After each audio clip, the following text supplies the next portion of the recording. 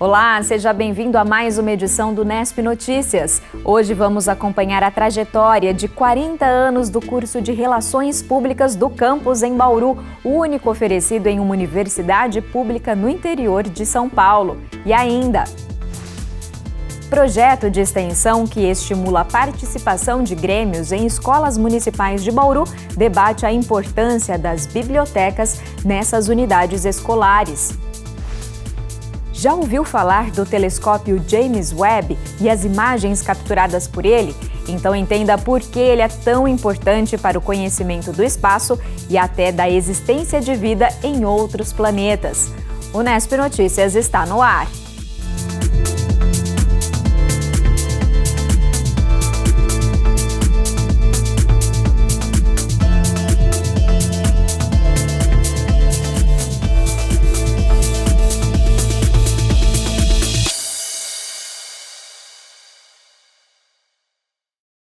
O projeto de extensão Grêmios Estudantis e o Desenvolvimento da Cidadania nas Escolas Municipais de Bauru, ligado ao curso de Psicologia da Unesp, foi retomado neste ano depois que a pandemia paralisou as atividades em 2020 e 2021.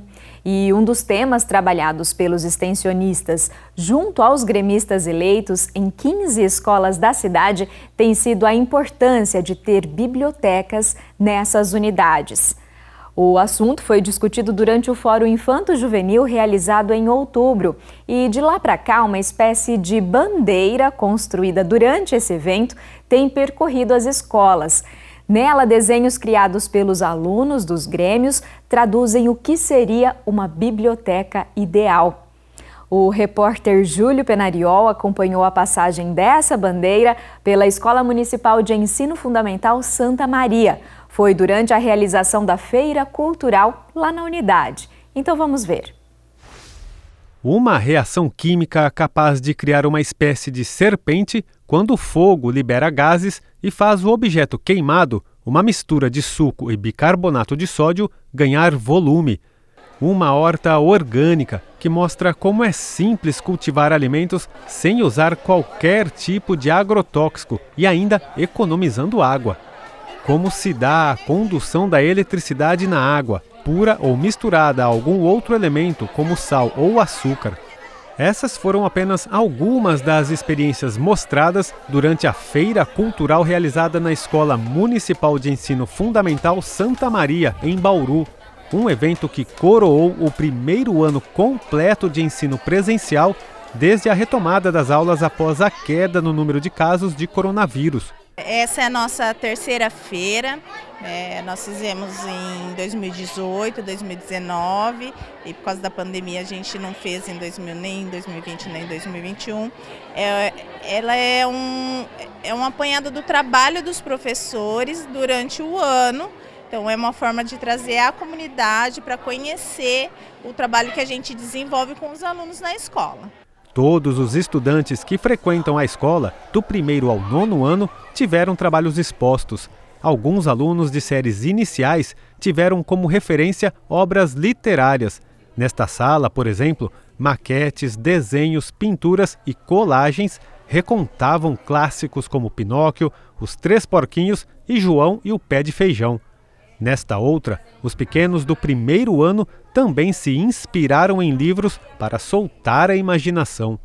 A gente acaba incentivando muito a leitura, através do empréstimo de livros. Então nós temos dentro de sala alguns livros para que eles levem, para que eles compartilhem com a família esse momento de leitura também. Aqui em sala também nós fazemos leituras diárias de assuntos diversos e a importância é muito grande, Através da leitura a criança vai descobrindo muitas coisas, A gente descobre o mundo através da leitura. A feira foi também uma oportunidade para o pessoal do Grêmio Estudantil falar sobre biblioteca. Eleitos a partir de um projeto de extensão do curso de Psicologia da Unesp, que trabalha a cidadania dentro das escolas municipais, os gremistas discutiram sobre a importância de as unidades terem um espaço de leitura apropriado e que atenda a comunidade interna e também externa. O tema ganhou força durante o Fórum Infanto-Juvenil, realizado em outubro. Na ocasião, alunos de grêmios de várias escolas confeccionaram uma espécie de bandeira com desenhos que sintetizavam o que pensam sobre a biblioteca ideal. A montagem circulou pelas unidades até chegar na Escola Santa Maria. Entre as ideias trabalhadas pelo projeto de extensão junto aos gremistas neste ano, pleitear uma biblioteca nas escolas foi uma delas. Eu acredito que a extensão dos grêmios estudantis que a gente realiza aqui, ela é muito fundamental para isso, para o aluno ter mais peso, para ele ter mais voz, para ele ter mais participação em como vai ser o próprio futuro, né? Porque a educação é isso, se baseia nisso, em decidir o próprio futuro. E ter isso sem a participação desses alunos, a gente acaba perdendo muito, a gente acaba fazendo com que essas pessoas não cheguem na universidade muitas vezes, né? Na feira da Santa Maria, a bandeira ficou exposta na sala de História. É que a tutora do Grêmio é a professora Jesuína, que ministra a disciplina. A escola atualmente está num prédio provisório, até que a reforma no original seja concluída, o que deve ocorrer no começo do ano que vem. Por isso, hoje a Santa Maria não tem uma sala de leitura, o que não impediu que os livros circulassem entre os alunos. A professora Mônica mostrou os inúmeros trabalhos desenvolvidos com alunos do 4º ano a partir de obras literárias. Nós disponibilizamos caixas com esses livros. Nós temos aqui também um carrinho móvel, onde eles têm acesso ao uso do dicionário, né? Já começando a trabalhar aí a questão do dicionário, sinônimos, ordem alfabética. Então essa obra literária é disponibilizada. Nós não temos biblioteca, mas nós temos os livros. Então nós temos caixas e os alunos têm acesso e têm a oportunidade de fazer a escolha, que livro eles querem, dentro da faixa etária deles. Para os gremistas, com o apoio do pessoal da Unesp, o trabalho em 2022 foi positivo e será ainda melhor no ano que vem, já que o mandato é de 2 anos. No ano que vem, com a chegada da escola nova, que a gente vai se mudar para lá, a gente vai continuar com nossas propostas e vai ainda pensar em mais outras para resolver, com uma caixinha de perguntas para as professoras e alunos sugerir o que a gente pode fazer e a gente tentar ajudar eles. E já tem muitas propostas pela frente sobre a biblioteca, a gente vai organizar espaços de leitura e tentar ajudar cada vez mais. Esse ano foi legal participar porque aprendi muitas coisas novas. Eu percebi como um grêmio é importante para uma escola, como que vai beneficiar os alunos. Um envolvimento com a escola que deixa marca em todos. É uma oportunidade que você dá para o aluno e o aluno aproveita, porque ele tem, como se diz, objetivos. Então eu preciso fazer isso porque eu assumi um compromisso. Eu acho que o Grêmio é uma maneira de a gente se conectar com outras pessoas, a gente conseguir conhecer o pensamento das outras pessoas, conseguir se expressar, conseguir ser ouvido, conseguir ajudar a escola, estar representando a escola é uma oportunidade muito boa. Iniciativa muito interessante, né? De fato, a leitura é fundamental em todas as etapas da vida. Agora a gente fala do curso de Relações Públicas da Unesp em Bauru, que está comemorando 40 anos. Ele é o único oferecido em uma universidade pública no interior do estado de São Paulo. E nós recebemos hoje a atual coordenadora do curso, a professora Maria Eugênia Porém, para conversar um pouco mais sobre ele. Professora, muito obrigada pela sua presença. Obrigada a vocês, eu que agradeço muito.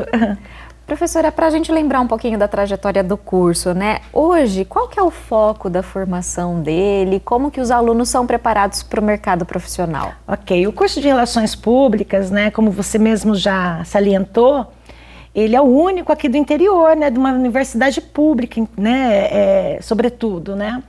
E ele é um curso do campo da comunicação, da formação em comunicação. Ele é um curso, assim, vamos dizer, bastante diverso, ele é bastante diversificado. Então, o nosso aluno, ele tem uma base muito sólida ligada às humanidades, né? Mas também nós temos as especificidades da área, muito voltadas à comunicação, às técnicas de relações públicas, à assessoria de comunicação, planejamento, né? O nosso aluno, ele é um aluno que ele tem uma base também bastante sólida em pensamento estratégico, em gestão de relacionamento. Então, assim, se eu fosse dizer hoje qual é a especificidade da nossa formação, eu diria que é de um aluno que está preparado preparado para assumir esse mercado, né? É tão desafiador na área da comunicação, porque hoje a comunicação é muito volátil, ela é uma comunicação que ela muda, né? A questão do digital, da ciência de dados, inteligência artificial, metaverso, são coisas assim, são novidades, né? E para encarar essas novidades, nós precisamos realmente de um aluno, né? Que tenha uma formação, eu falo muito assim, para o mundo, né? E essa capacidade, essa leitura de cenários, essa leitura de mundo, é algo que nós oferecemos, né? Para quem entra no curso de Relações Públicas. E, nesse sentido, o currículo foi passando por atualizações para oferecer esse nível de formação, né, professora? Essa é uma preocupação do corpo docente, né? E também do discente, porque nós temos uma relação assim, de muita troca, né, com os nossos alunos. Só para você ter ideia, nós há um bom tempo já nós fazemos uma vez por ano, paramos agora com a pandemia, obviamente, né, mas nós fazemos como se fosse um fórum, né, que a gente se reúne professores, alunos, funcionários técnicos administrativos e nós discutimos o curso. Né? A gente separa uma semana do nosso calendário e nós discutimos o curso. E nessas discussões, nós vamos arrumando assim, a gente vai tendo pistas, né, de como o nosso aluno, a expectativa do nosso aluno em relação ao curso, em relação ao mercado e também nossa tarefinha de casa, né, como docente, como coordenador, como gestor do curso, que é poder estudar e ver o que está acontecendo. Né, quais são as mudanças, quais são as exigências, né, o que aparece muito no LinkedIn, por exemplo, também nos dá, vamos dizer assim, indícios do como trabalhar.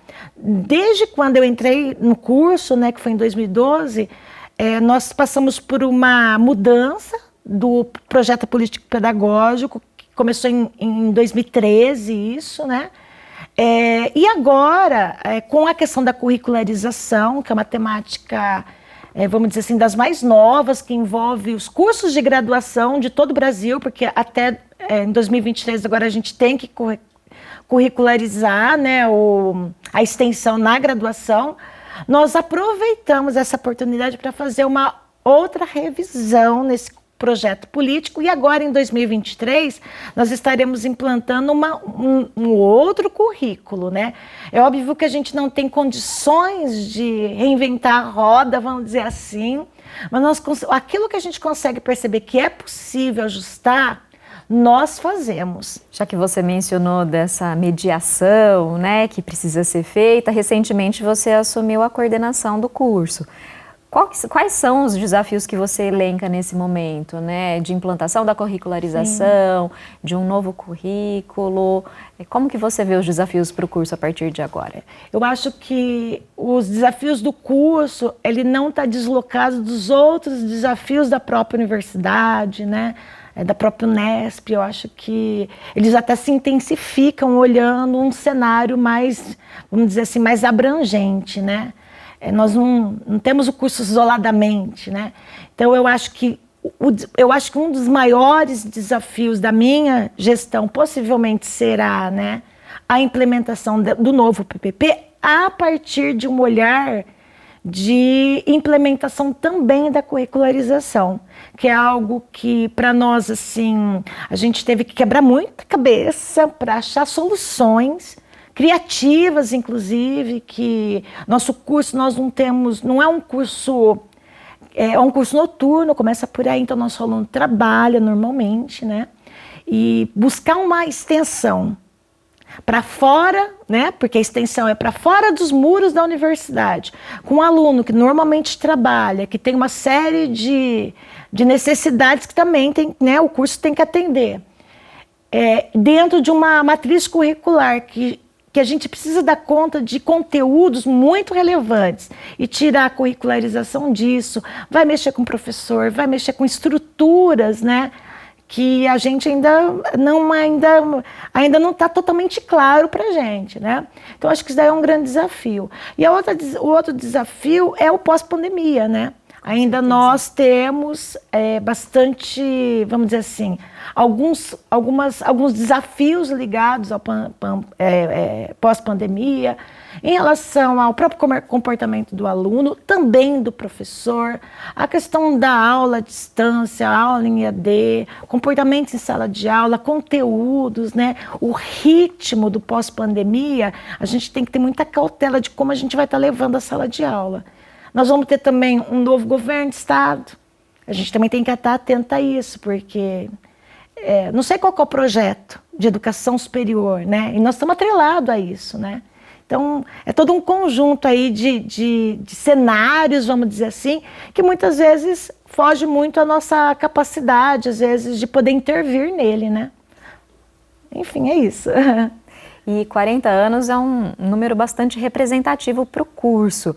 Vocês planejaram uma comemoração, amanhã, quinta-feira, ainda deve ter atividades, né? Eu gostaria que você comentasse um pouquinho sobre esse planejamento, como que os alunos se engajaram nessa proposta.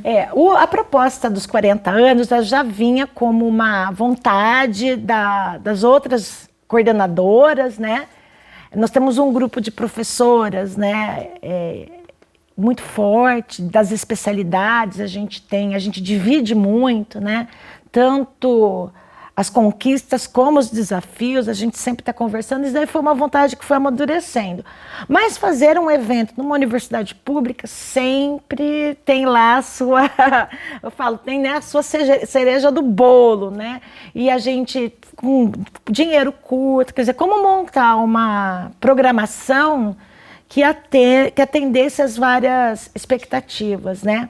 Nós tomamos uma decisão de valorizar ainda mais o que o nosso aluno gostaria, porque a gente entende que nós temos 40 anos, é óbvio que o corpo docente fez muito a merecer por esses 40 anos, os funcionários técnicos administrativos, os diretores, coordenadores, gestores, chefes de departamento. A gente nunca pode esquecer que nessa trilha de 40 anos, muita gente colocou aí sua vida, sua existência para que esses 40 anos ele acontecesse. Não a festa em si, mas toda essa trajetória, toda essa história. Mas quando a gente tem aí, a gente tem pouco dinheiro, pouco recurso, a gente tem que enxergar aquilo que é a nossa prioridade. E se tem algo que é muito prioridade no curso de Relações Públicas, é o nosso aluno.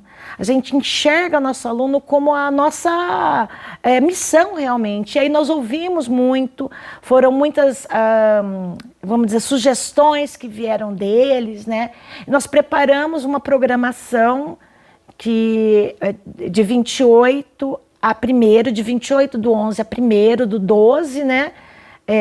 Em meio à Copa do Mundo, que também é outro desafio, né? Sim. Mas a gente fez uma programação muito voltada, assim, para a expectativa deles. E o que a gente fez?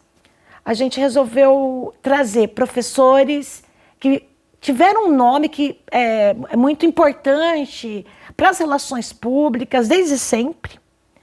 Então, a gente tem alguns convidados que são nomes muito relevantes. Nós temos a professora Margarida Kunsch, inclusive, que é o principal nome das relações públicas do Brasil e do Estado da América Latina, né?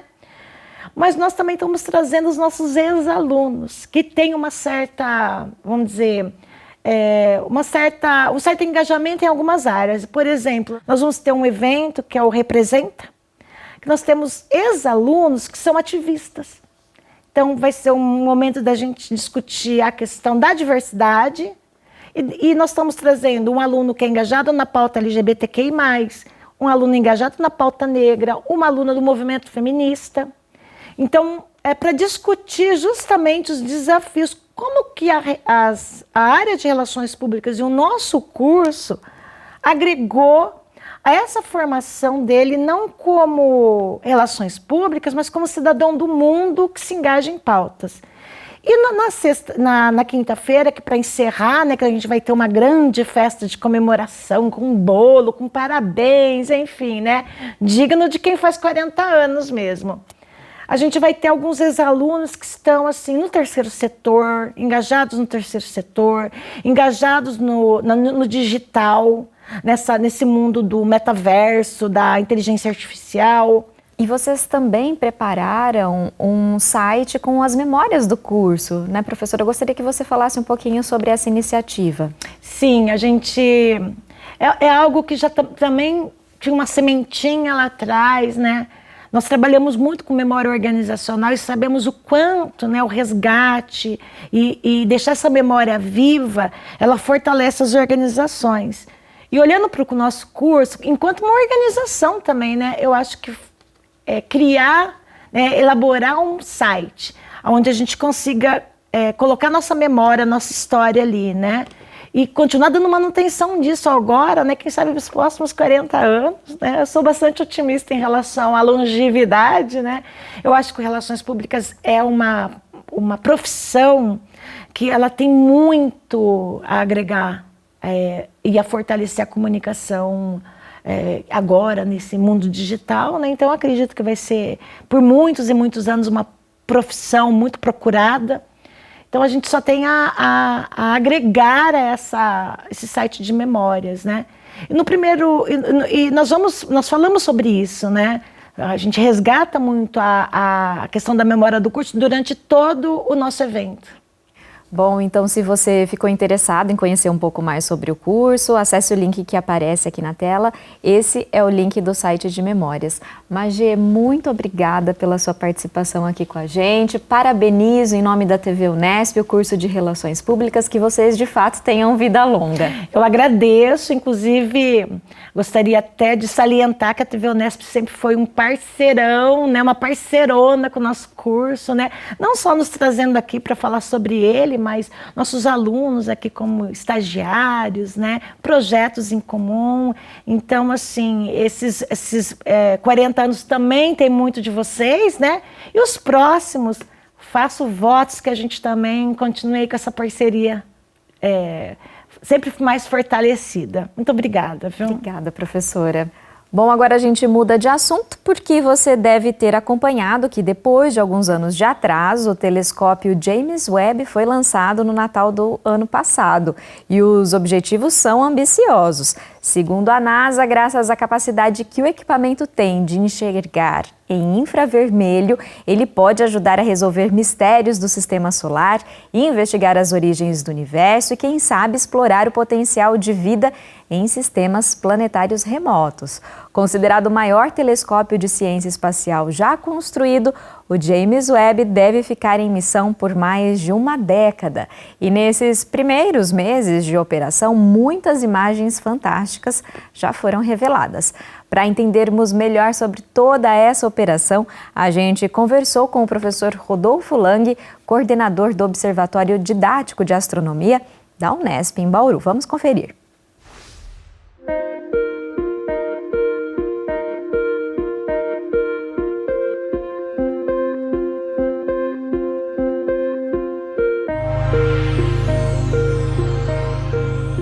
O James Webb foi um político norte-americano, né? Ele foi, na verdade, depois convidado pelo presidente Kennedy, na década de 60, para administrar a NASA.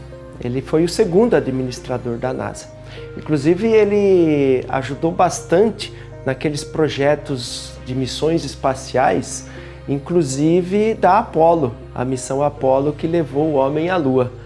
E o James Webb, ele teve assim, uma participação bastante ativa no Senado norte-americano para conseguir verba justamente para a NASA ter essas missões espaciais super importantes. O telescópio espacial James Webb, ele não tinha esse nome inicialmente, ele se chamava Next Generation, que traduzindo seria a próxima geração de telescópio espacial.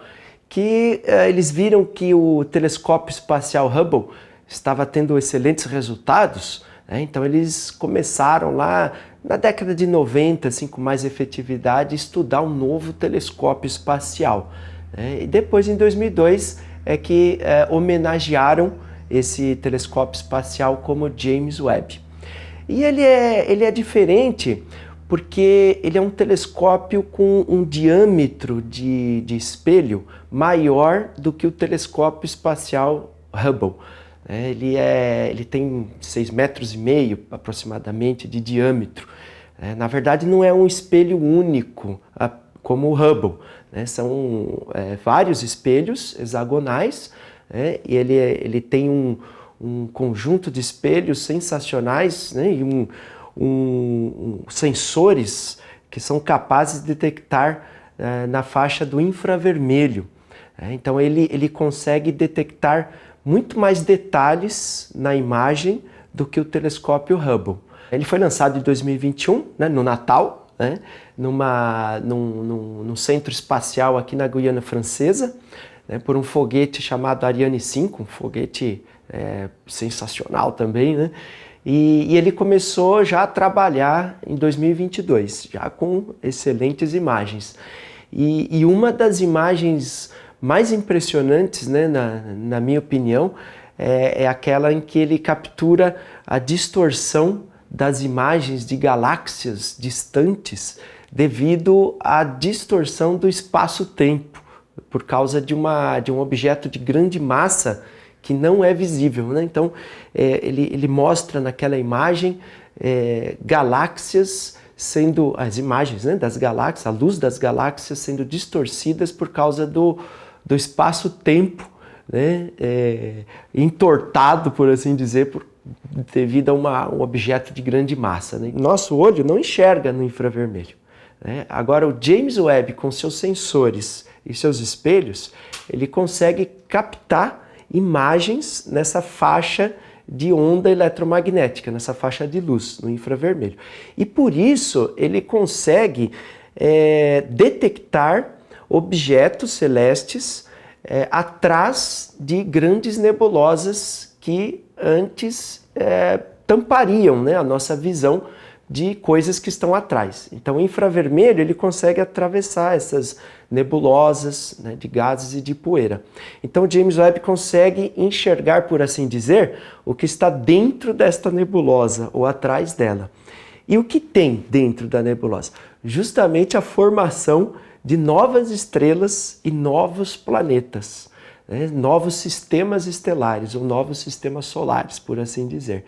Então, ele consegue enxergar a formação de planetas e também analisando o que a gente chama de espectro eletromagnético, é como se fosse um biólogo dissecando um ser vivo ali para entender o que tem lá dentro. Então é o astrofísico dissecando a luz para entender o que a luz pode trazer de informação.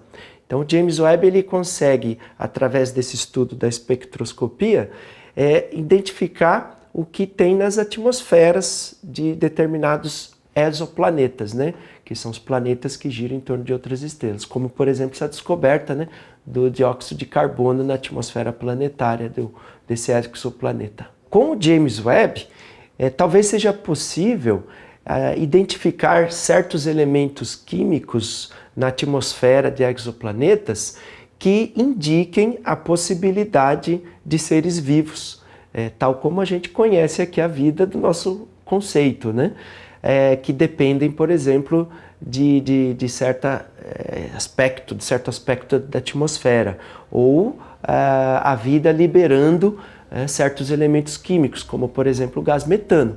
O gás metano seria um indicativo da existência de vida tal como nós conhecemos. Também a presença de uma atmosfera muito semelhante ao nosso planeta, riquíssima em nitrogênio, oxigênio. O James Webb poderia talvez trazer essas perspectivas tão sonhadas pelos astrônomos, pelos cientistas, de encontrar vida fora da Terra.